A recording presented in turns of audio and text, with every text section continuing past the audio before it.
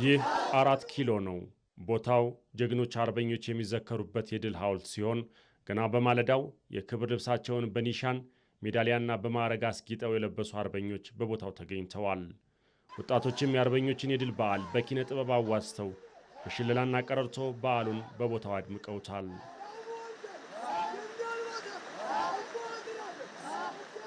አርበኛ ጸጋመሸ ቦጋለ የ107 ዓመት ዕድሜ ባለጸጋ ሲሆኑ በወኔ ተሞልተው በቦታው ታድመዋል።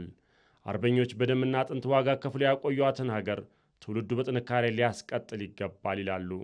አሁንም ይሄን ተረክበው በመልካም ጀግንነት፣ በሰላም፣ በአንድነት፣ በፍቅር፣ በመደጋገፍ ሆነው ኢትዮጵያ እንደነበረች እንደ ጥንቱ ሆና እንድትቆይ የትውልዱ ጥንካሬን ይጠይቃል።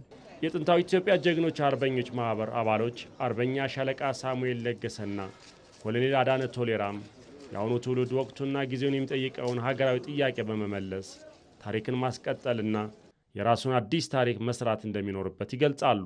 ጥንት የነበሩት አባቶቻችን አጥንታቸውን ከስክሰው ደማቸውን አፍሰው አልፈዋል።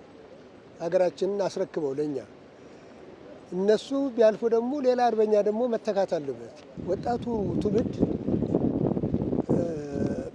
እንደ ህዳሴ ግድብ አይነቱን እንደ ምርታማነት አይነቱን ዘመቻ የሀገርን የከተማን ማሳደግ፣ ማስፋፋት፣ ማስዋብ ስራ ይሄ ራሱ ከአርበኝነት ተለይቶ የሚታይ ስላልሆነ በዚህ ላይ ቢሳተፍ ጥሩ ነው ያለው።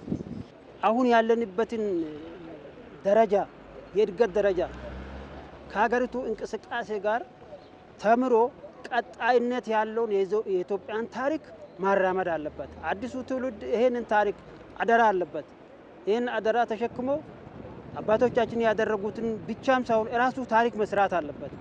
ትውልዱ ታሪክ መስራት አለበት። ታሪክ ሰሪ መሆን አለበት።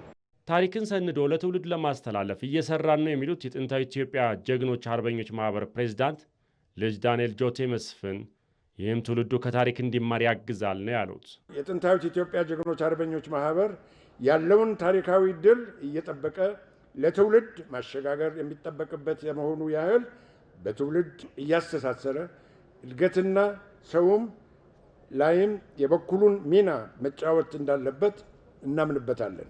ለዚህም ትውልድ የሚማርበትን የሚታነጽበትን ዘመኑን በሚመጥን አቀራረብ ታሪካዊ ሀብቱን የሚጠቀምበትን ዕለት መንደፍ ይገባናል። እየተደረገ ያለውም ጥረት ይሄው ነው።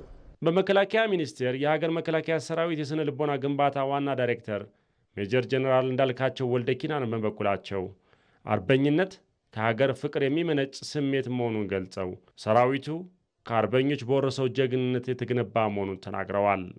አገራችን እየገነባችው ያለው የመከላከያ ኃይል አገርን ወደፊት ለማስቀጠል የወሰንና በዚህ ምክንያት ለሚያጋጥሙት ማናቸውን ፈተናዎች ራሱን ያዘጋጀ በሀገርና በሕዝብ ላይ ለሚቃጡ ማናቸውንም ሁኔታዎች እንደቀደሙት ጀግኖች ሁሉ መስዋዕት ለመሆን የቆረጠና እኔ ሞቼ አገሬ ከነክብሯ ትኑር የሚል ቁጭት የገባው ገለልተኛና ፕሮፌሽናል ሰራዊት እንደሆነ በዚህ አጋጣሚ ለመግለጽ እፈልጋለሁ። 84ኛው የአርበኞች ድል በዓል በተዋበ አካባቢ መከበሩ ያስደሰታቸው የጥንታዊ ኢትዮጵያ ጀግኖች አርበኞች ማህበር እንደ አድዋ ሙዚየም ግን የራሱ የተደራጀ ማክበሪያ ቦታ ሊኖረው እንደሚገባ መንግስትን ጠይቀዋል።